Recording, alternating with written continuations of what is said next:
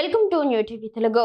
YCP అధినేత మాజీ ముఖ్యమంత్రి వైఎస్ జగన్మోహన్ రెడ్డి టీడీపీ ప్రభుత్వంపై తీవ్ర విమర్శలు గుప్పించారు.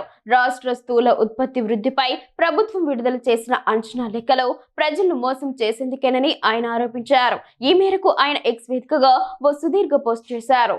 ప్రభుత్వం విడుదల చేసే జిఎస్డిపి అంచనా లెక్కలను వడ్డీ వాచవచ్చని, కానీ కాగ్ ఎడిట్ చేసి రాష్ట్ర ప్రభుత్వ ఖాతాలను మార్చలేరని జగన్ అన్నారు. కాగ్ విడుదల చేసిన ఈ ఆర్థిక సంవత్సరం తొలి అర్ధ భాగం లెక్కల ప్రకారం రాష్ట్ర ఆదాయంలో వృద్ధి చాలా తక్కువగా ఉందని, అప్పులు అపూర్వ స్థాయిలో పెరిగాయని, మూలధన వ్యయం దారుణంగా పడిపోయిందని జగన్ వివరించారు. ఆర్థిక వ్యవస్థలో వినియోగం, పెట్టుబడులు తక్కువగా ఉన్నాయని, రెవెన్యూ ద్రవ్య లోటు ఆందోళనకర స్థాయిలో ఉన్నాయని పేర్కొన్నారు. విచ్చలవిడి అవినీతి కారణంగా రాష్ట్ర ప్రభుత్వం ఆదాయాన్ని కొల్లగొడుతున్నారని ఆరోపించారు. ఈ వాస్తవ పరిస్థితిని దాచిపెట్టి రాష్ట్ర ఆర్థిక వ్యవస్థ దూసుకుపోతుందని ప్రజలను నమ్మించే ప్రయత్నం చేస్తున్నారని జగన్ మండిపడ్డారు.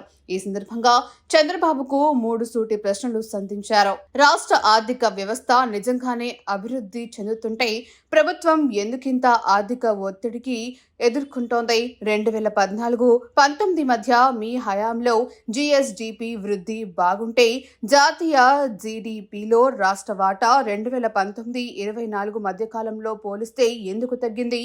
2014-19 మధ్య మీ పాలనలో ఆర్థిక వ్యవస్థ అద్భుతంగా పనిచేస్తే తలసరి ఆదాయంలో రాష్ట్ర ర్యాంకు కనీసం ఒక్క స్థానం కూడా ఎందుకు మెరుగుపడలేదు అని జగన్ ప్రశ్నించారు.